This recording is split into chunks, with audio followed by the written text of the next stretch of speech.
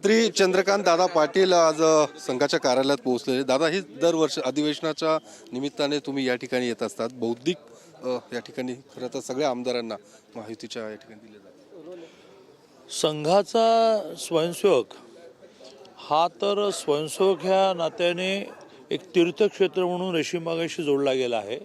कारण संघाची स्थापना ज्याने केली, ज्यांना आम्ही प्रथम सरसंघचालक म्हणतो, डॉक्टर केशव बळीराम हेडगेवार यांची समाधी आहे.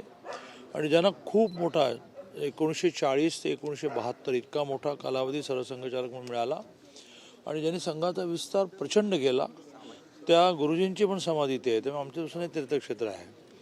संघाच्या विचारापासून सांस्कृतिक राष्ट्रवाद ह्या संघाच्या विचारापासून देश माझा, देशावर प्रेम केलं पाहिजे, देशासाठी जगलं पाहिजे, देशासाठी मेलं पाहिजे, हा जो एक राष्ट्र आणि आम्ही जगात कुठेही असलो तरीसुद्धा ह्या कल्पनेशी आम्ही जोडलं राहणं, या प्रेरणेने आम्ही भारतीय जनता पार्टीमध्ये काम करतो, विद्यार्थी परिषदेत काम करतो, भारतीय जनसंघात काम करतो. त्या सगळ्यांना वर्षातून एकदा इथे यायला मिळणं हे मोठं भाग्याचं असतं.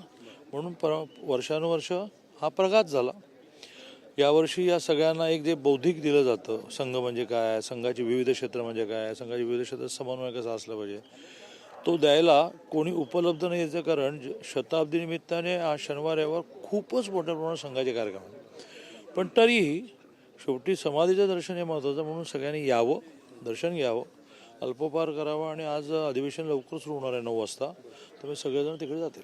दादा, 19 डिसेंबरला मोठा राजकीय भूकंप होईल आणि मराठी माणूस देशाचा पंतप्रधान होईल, असं माजी मुख्यमंत्री पृथ्वीराज चव्हाण यांनी भाकीत वक्तव्य केलेले. तर मला त्यांनी कशाच्या आधारे म्हटलं माहिती नसल्यामुळे मी त्यावर टिप्पणी करणं बरोबर नाही. पृथ्वीराज चव्हाणांना गाठायला लागेल. माझा त्यांचा वयातलं अंतर असूनही आणि राजकीय अनुभवातलं अंतर असूनही खूप चांगला संवाद आहे. मी उत्सुकतेने विचारणार आहे की बाबा कशाच्या जीवावर म्हणताय तुम्ही, माहीत नाही मला. ते म्हणतात की मुख्यमंत्र्यांनी नाटकं करू नये, सभापतींच्या मागे लपू नये, अध्यक्षांच्या मागे लपू नये, विरोधी पक्ष मध्ये कोणालाही कोणावरही काही म्हणायला अधिकार आहे. लोकशाहीची ती ब्युटी आहे, सुंदरता आहे. त्याप्रमाणे ते म्हणतात. ते तर राजकीय क्षेत्रातलं एक मोठं नाव आहे. सामान्य माणूसही म्हणू शकतो तसं त्यांना वाटतं, ते म्हणतात. पण शेवटी जे काही नियमाप्रमाणे आहे ते खरंही आहे ना, की मुख्यमंत्र्यांना विरोधी पक्षनेते ठरवण्याचा अधिकार नाही. विधानसभा अध्यक्ष आणि विधान परिषद सभापतींना तो अधिकार आहे. कॅमेरामन सचिन सयामसह मी योगेश बोरसे, TV9 मराठी, नागपूर.